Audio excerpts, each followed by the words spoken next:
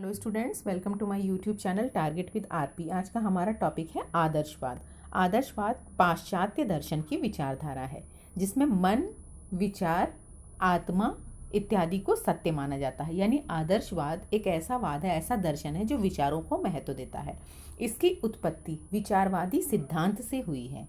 आदर्शवाद को अंग्रेजी में आइडियोइज्म कहते हैं, जिसका अर्थ होता है विचारवाद। यानी ये दर्शन विचारवाद के सिद्धांत से उत्पन्न हुआ है। इस वाद को प्रत्ययवाद के नाम से भी जाना जाता है। यह वाद वस्तु की अपेक्षा विचारों को और आदर्शों को अधिक महत्व देता है। यानी जो आदर्शवाद है वो सबसे ज़्यादा किसको महत्व देता है? विचारों को और आदर्शों को महत्व देता है और प्रत्यक्ष आंकड़ों की वैधता को स्वीकार करता है। इस लाइन को ध्यान रखिएगा, एग्जाम्स में पूछते हैं कि प्रत्यक्ष आंकड़ों की वैधता को कौन सा दर्शन स्वीकार करता है, तो ये आदर्शवाद स्वीकार करता है। यह वाद भौतिक जगत से ज़्यादा आध्यात्मिक जगत पर बल देता है। यानी आदर्शवाद भौतिक जगत को उतना नहीं मानता, भौतिक जगत को नश्वर मानता है, आध्यात्मिक जगत को अधिक बल देता है। आदर्शवाद मनुष्य को प्रकृति से कहीं अधिक श्रेष्ठ मानता है, क्योंकि इसका मानना है कि मनुष्य एक ऐसा प्राणी है जो अपनी बुद्धि और विवेक का प्रयोग करके प्रकृति को अपना दास बना सकता है। यानी कि आदर्शवाद मनुष्य को इम्पोर्टेंस देता है। मनुष्य का मतलब है कि विचारों को, जो मनुष्य के मस्तिष्क में विचार आते हैं उसको महत्व देता है। आदर्शवाद का मानना है कि मनुष्य जो है एक ऐसा प्राणी है जो अपनी बुद्धि के प्रयोग से प्रकृति को भी अपना दास बना सकता है। यानी कि आदर्शवाद ने मनुष्य को श्रेष्ठ माना है। आदर्शवाद से रिलेटेड हमारे एक सुकरात हैं और प्लेटो हैं। ये आदर्शवाद से रिलेटेड हैं, यानी ये एक तरीके से कट्टर आदर्शवादी माने जाते हैं। आदर्शवाद एक आध्यात्मिक दार्शनिक विचारधारा है। आदर्शवाद में आदर्शों को प्राथमिकता दी जाती है, जबकि भौतिक जगत को अधिक महत्व नहीं दिया जाता है। वही है, यानी आध्यात्मिक जगत को अधिक महत्व दिया जाता है। आदर्शवाद का ये मानना है कि आध्यात्मिक जगत कभी नष्ट नहीं हो सकता और भौतिक जगत एक तरीके से नश्वर है। भारतीय दार्शनिकों ने भी आदर्शवाद को आध्यात्मिकता के आधार पर ही प्रस्तुत किया है।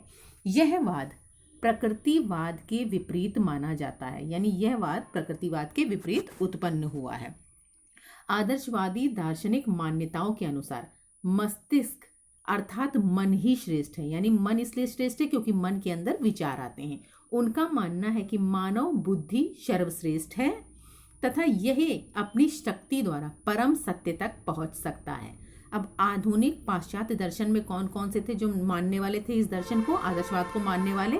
Descartes, Spinoza, Berkeley, Kant, Hegel इत्यादि। ये सारे दार्शनिक जो थे वो आदर्शवाद को मानते थे। और हमारी भारतीय शिक्षा में जो आदर्शवादी विचारधारा वाले थे वो कौन कौन से थे? स्वामी विवेकानंद, महात्मा गांधी, अरविंद घोष, रविन्द्रनाथ टैगोर इत्यादि। ये सारे जो थे हमारे भारतीय शिक्षा में आदर्शवादी विचारधारा रखने वाले दार्शनिक थे।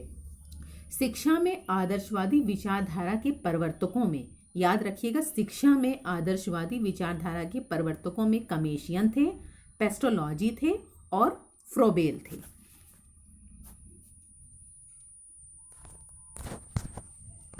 आदर्शवाद के प्रमुख सिद्धांत। आदर्शवाद का जो पहला सिद्धांत है वो सबसे महत्वपूर्ण है कि ये आध्यात्मिक जगत को सबसे ज़्यादा महत्व देता है। यानी ये भौतिक जगत को उतना महत्व नहीं देता है, ये आध्यात्मिक जगत को बहुत महत्व देता है, क्योंकि उसका मानना है कि जो आध्यात्मिक जगत है वो कभी भी नष्ट नहीं हो सकता। आध्यात्मिक जगत विचारों पर आधारित है, इसलिए ये कभी नष्ट नहीं हो सकता, लेकिन जो भौतिक जगत है वो नष्ट हो सकता है। दूसरा इसका सिद्धांत है पदार्थ की अपेक्षा विचारों पर अधिक बल देना। यानी जो आदर्शवाद है वो पदार्थ की अपेक्षा विचारों पर अधिक बल देता है, यानी वस्तु से ज़्यादा विचारों को महत्व देता है। क्यों महत्व देता है? क्योंकि आदर्शवादियों का मानना है कि जो वस्तु होती है वो तो नश्वर हो जाती है, आज है कल नहीं है, लेकिन जो विचार होते हैं वो हमेशा हमारे मन मस्तिष्क में बने रहते हैं। तो इसीलिए आदर्शवादियों ने वस्तु से ज़्यादा विचारों को अधिक महत्व दिया है। अभी पिछली बार भी बताया मैंने, अभी पिछली थोड़ी देर पहले, कि जो आदर्शवादी हैं वो मनुष्य को सबसे अधिक श्रेष्ठ मानते हैं। क्यों मानते हैं? क्योंकि उनका मानना है कि मनुष्य के अंदर ऐसी बौद्धिक क्षमता होती है जिसके द्वारा वो क्या करते हैं, प्रकृति को भी बदल सकते हैं। इसके बाद अगला इनका सिद्धांत है आध्यात्मिक मूल्यों में विश्वास। जो आदर्शवाद है वो आध्यात्मिक मूल्यों में विश्वास करता है। आध्यात्मिक मूल्यों से मतलब होता है सत्यम शिवम सुंदरम। इन्हें शाश्वत मूल्य कहते हैं और ये माना जाता है आदर्शवादियों में कि ये मूल्य कभी भी नष्ट नहीं हो सकते हैं। इनका मानना है कि ये मूल्य अमर हैं। जिस भी मनुष्य ने इनको जान लिया उसने ईश्वर को प्राप्त कर लिया। यानी आदर्शवादी आध्यात्मिक मूल्यों में विश्वास करते हैं और उनका मानना है कि जिन भी व्यक्तियों ने इन मूल्यों को समझ लिया, जान लिया, समझ लो उन्होंने ईश्वर को समझ लिया और उसे प्राप्त कर लिया। सत्यम शिवम सुंदरम, ये मूल्य जो है तीनों एक दूसरे से पृथक होते हैं और इनको प्राप्त करने की विधियां भी अलग अलग होती है। आदर्शवादी आत्मा और परमात्मा के अस्तित्व में विश्वास करते हैं। यानी आदर्शवादियों का मानना है कि आत्मा और परमात्मा होता है, उनका अस्तित्व होता है और उनका न तो कोई आदि है और ना ही कोई अंत है।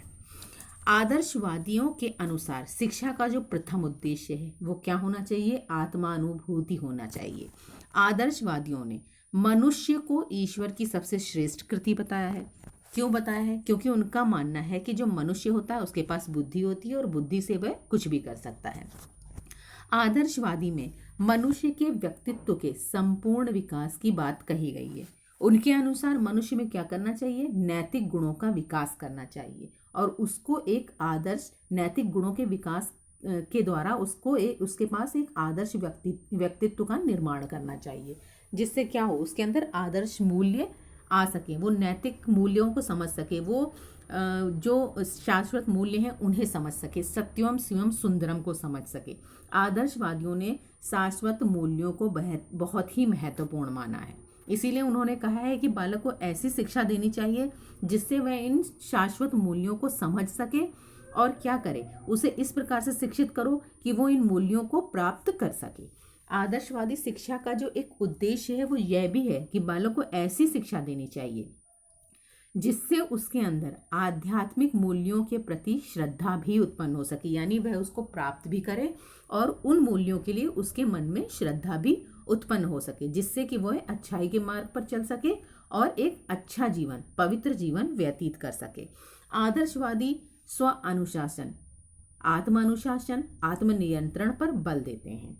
अब आदर्शवादियों में शिक्षा के अंतर्गत पाठ्यक्रम को देख लीजिए, कौन कौन से पाठ्यक्रम है। चूंकि आदर्शवादी शाश्वत मूल्यों को मानते हैं, वो बालक के अंदर नैतिक और आध्यात्मिक विकास पर बल देते हैं, इसीलिए उनके पाठ्यक्रम में भी ज़्यादातर ऐसे ही विषयों को सम्मिलित किया गया है।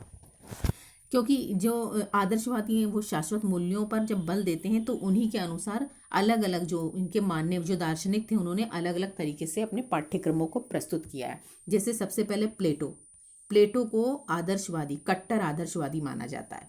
तो उन्होंने क्या किया, अपने पाठ्यक्रम में ऐसे मूल्यों को रखा जिससे कि बालक सत्यम शिवम सुंदरम को प्राप्त कर सके, यानी शाश्वत मूल्यों को प्राप्त कर सके। और पाठ्यक्रम में कैसे विषय थे? बौद्धिक, नैतिक और कलात्मक विषयों को उन्होंने महत्व दिया। बौद्धिक विषयों में प्लूटो में इन्हें क्या क्या रखा? साहित्य रखा, इतिहास, भूगोल, गणित, विज्ञान इत्यादि विषयों को सम्मिलित किया। और नैतिक क्रियाओं के लिए उन्होंने धर्मशास्त्र, नीति शास्त्र और अध्यात्म शास्त्र को महत्व दिया।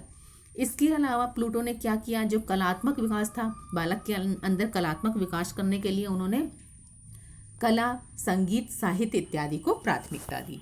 हर्बर्ट ने अपने पाठ्यक्रम में कौन कौन से विषयों को सम्मिलित किया? हर्बर्ट ने नैतिक विकास के गुणों को बल देते हुए अपने पाठ्यक्रम में ऐसे विषयों को रखा जो बालक के अंदर नैतिक गुणों का विकसित कर सके, नैतिक गुणों को विकसित कर सके। तो इसीलिए उन्होंने ऐसे पाठ्यक्रम को रखा है, ऐसे विषयों को रखा है जिससे बालक के अंदर नैतिक विकास हो सके और जो व्यावसायिक विषय हैं उनको कम महत्व दिया है। यानी कि जो नैतिक विकास के लिए उन्होंने अपने पाठ्यक्रम में जो विषय रखे उनमें साहित्य था, कला, कविता, संगीत इत्यादि रखा। और जो व्यावसायिक पाठ्यक्रम थे जैसे विज्ञान हो गया, गणित, भूगोल इत्यादि था, उसको इतना महत्व नहीं दिया। नन के अनुसार नन ने अपने पाठ्यक्रम में मानव सभ्यता को प्रतिबिंबित करने वाले और ऐतिहासिकता को बनाए रखने वाले विषयों को सम्मिलित किया। यानी मानव सभ्यता को प्रतिबिंबित करने वाले और ऐतिहासिकता को बनाए वाले विषयों को सम्मिलित किया। उन्होंने व्यक्ति व समाज के जीवन की रक्षा के लिए शारीरिक, सामाजिक, नैतिक, धार्मिक, समाजशास्त्र, धर्मशास्त्र आदि विषयों को रखा और सभ्यता और संस्कृति के निर्माण के लिए साहित्य, कला, संगीत, इतिहास, भूगोल इत्यादि को सम्मिलित किया। रास ने पाठ्यक्रम में 2 प्रमुख क्रियाओं पर बल दिया है। ध्यान रखिएगा, रास ने अपने पाठ्यक्रम में 2 प्रमुख क्रियाओं पर बल दिया है, स्वास्थ्य संबंधी क्रियाएं और आध्यात्मिक क्रियाएं। रास ने अपने पाठ्यक्रम में 2 प्रमुख क्रियाओं पर बल दिया है, स्वास्थ्य संबंधी क्रियाएं और आध्यात्मिक क्रियाएं, और इन्हीं के अनुसार उन्होंने अपने पाठ्यक्रम में विषयों को सम्मिलित किया है। स्वास्थ्य संबंधी क्रियाओं में शिक्षा, खेलकूद आदि को सम्मिलित किया है और आध्यात्मिक क्रियाओं में भाषा, साहित्य, भूगोल, धर्मशास्त्र, विज्ञान इत्यादि को सम्मिलित किया है। चूंकि सभी जो दार्शनिक थे उन्होंने अपने अपने हिसाब से पाठ्यक्रम में विषयों को सम्मिलित किया, तो उनकी जो शिक्षण विधियां थी वो भी अलग अलग थी। जैसे सुकरात की प्रश्नोत्तर विधि, प्लेटो की संवाद विधि, अरस्तु की आगमन व निगमन विधि, डेकार्ट की सरल व जटिल विधि, हर्बर्ट की निर्देशन विधि, फ्रोबेल की खेलकूद विधि। ध्यान रखिएगा, एग्जाम्स में इस चीज़ के ऊपर कई क्वेश्चन घुमा फिरा कर पूछे जाते हैं। कभी भी वो सीधे आपसे क्वेश्चन नहीं पूछेंगे, हमेशा एग्जाम्स में घुमा फिरा कर क्वेश्चन पूछे जाते हैं और इस पर क्वेश्चन ज़रूर बनता है, तो इसे ध्यान रखिएगा। सुकरात ने प्रश्नोत्तर विधि, प्लेटो ने संवाद विधि, अरस्तु ने आगमन व निगमन विधि, डेकार्ट ने सरल से जटिल की ओर, हर्बर्ट ने निर्देशन विधि और फ्रोबेल ने खेलकूद विधि का सुझाव दिया। आदर्शवादियों की विचारधारा के अनुसार आदर्शवादी जो थे वो शिक्षक को बहुत महत्व देते थे, यानी उनके लिए शिक्षक का स्थान बहुत महत्वपूर्ण था। वो शिक्षक को सबसे ज़्यादा महत्व देते थे और उनका मानना था कि जो बालक के अंदर आध्यात्मिक गुणों का विकास बिना शिक्षक के संभव नहीं हो सकता, यानी इन्होंने शिक्षक को मुख्य स्थान दिया है जबकि बालक को उतना स्थान नहीं दिया है। आदर्शवादियों का मानना था कि जो शिक्षक होते हैं वो एक माली की तरह होते हैं, जो बालक रूपी कोमल पौधे को माली के समान खाद और पानी देकर विकसित करते हैं और बालक में आदर्श व्यक्तित्व का निर्माण करते हैं, यानी जो बालक का निर्माण होगा वो बिना शिक्षक के संभव नहीं है, ऐसा आदर्शवादी दर्शन का मानना है। आदर्शवादी विचारधारा में शिक्षा बाल केंद्रित न होकर आदर्शों, विचारों व नैतिक मूल्यों पर केंद्रित है। जो आदर्शवादी शिक्षा है वो बाल केंद्रित नहीं है, यानी कि ये आदर्शवादी जो शिक्षा है वो विचारों पर केंद्रित है, यानी विचारों को मानता है। आदर्शवादियों ने बालक का स्थान गौण माना गया है, यानी जो बालक है उसको इतनी वैल्यू नहीं दी गई है।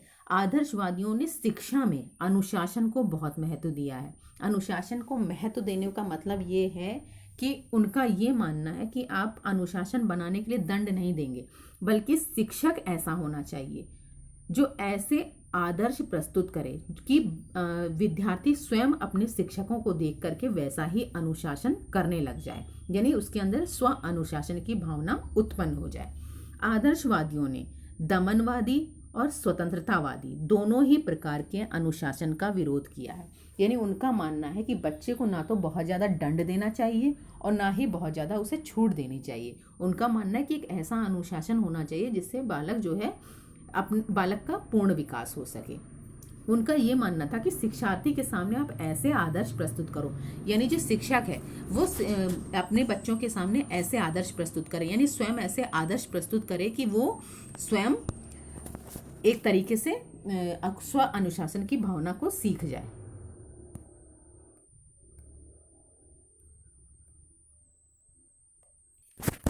और आदर्शवादी, अब आदर्शवादियों में ज़्यादातर विचारों को महत्व दिया गया, बालकों को इतना महत्व नहीं दिया गया, तो इसलिए आदर्शवादियों की बहुत से लोगों ने आलोचना भी की।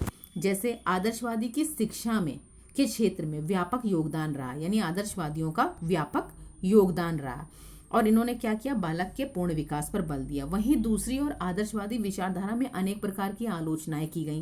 कैसी आलोचनाएं की गई, यानी कि बालक को आप जीवन के अंतिम उद्देश्य के लिए तो तैयार करते हो, यानी बालक को मोक्ष प्राप्ति के लिए तैयार करते हो, उसको आध्यात्मिक गुणों के लिए तैयार करते हो, उसके अंदर नैतिक गुणों के लिए, उसके अंदर नैतिक गुणों का विकास करते हो, इस सब के लिए तो आप तैयार करते हो, यानी उसको अंतिम जीवन के अंतिम उद्देश्य के लिए तो तैयार करते हो। लेकिन उसकी जो वर्तमान ज़रूरतें और वर्तमान आवश्यकताएं हैं उस पर आदर्शवादी कोई बल नहीं देते, यानी जो आदर्शवादी हैं वो भौतिक जगत को सही नहीं मानते यानी नश्वर मानते, तो इसीलिए वो बालक के वर्तमान और ज़रूरतों को और उसकी आवश्यकताओं को एक तरीके से उपेक्षित कर देते हैं। तो इसलिए आलोचकों ने इस बात की जो है आलोचना की कि आदर्शवादियों ने बालक पर कोई भी ध्यान नहीं दिया, यानी बालक के वर्तमान जीवन पर कोई ध्यान नहीं दिया है। आलोचकों का ये भी कहना है कि जो आदर्शवादियों का जो पाठ्यक्रम है उस पर उन्होंने आध्यात्मिक विषयों पर ज़्यादा बल दिया और व्यावसायिक विषयों पर अधिक बल नहीं दिया है। और आदर्शवादियों में जो शिक्षा है वो बाल केंद्रित नहीं है, यानी वो बालकों पर केंद्रित नहीं है, यानी बालक को मुख्य स्थान नहीं दिया गया है। जबकि कैसी होनी चाहिए शिक्षा? शिक्षा बाल केंद्रित होनी चाहिए। तो ये आलोचकों ने बोला है कि इस प्रकार की शिक्षा जो होती है वो मनोवैज्ञानिक नहीं होती, जबकि शिक्षा कैसी होनी चाहिए? मनोवैज्ञानिक होनी चाहिए और बाल केंद्रित होनी चाहिए, जहाँ प्रत्येक बालक को उसके अनुसार शिक्षा प्रदान की जाए। यानी कि आलोचकों का ये मानना है कि आदर्शवादियों ने पूरी तरीके से बालकों को उपेक्षित कर दिया है और इन्होंने विचारों को महत्व दिया है, आध्यात्मिक विषयों को महत्व दिया है, जबकि व्यावसायिक विषयों पर कोई बल नहीं दिया, जिससे इसमें बालकों का संपूर्ण विकास संभव नहीं है। फिर भी अगर आज के समय में देखा जाए, जिस प्रकार से बालकों में नैतिक गुणों में कमी आ रही है, वो दूसरों को मान सम्मान नहीं दे रहे हैं और एक दूसरे को नीचा दिखाने की कोशिश करते हैं, आगे बढ़ने के चक्कर में वो ये नहीं देखते कि दूसरों को उन्होंने किस प्रकार की परेशानी दे दी। उस हिसाब से देखा जाए तो इस बात से इनकार नहीं किया जा सकता है कि आज के भौतिक युग में जहाँ सुख शांति की कमी है वहाँ पर आदर्शवादी शिक्षा की अति आवश्यक है, यानी अत्यधिक आवश्यकता है, जिससे क्या हो कि एक बालक के अंदर नैतिक गुणों का भी विकास हो सके, जिससे वह दूसरों को सम्मान कर सके और समाज में अपनी एक अच्छा व्यक्तित्व प्रस्तुत कर सके। तो ये था आज का हमारा टॉपिक, आदर्शवाद।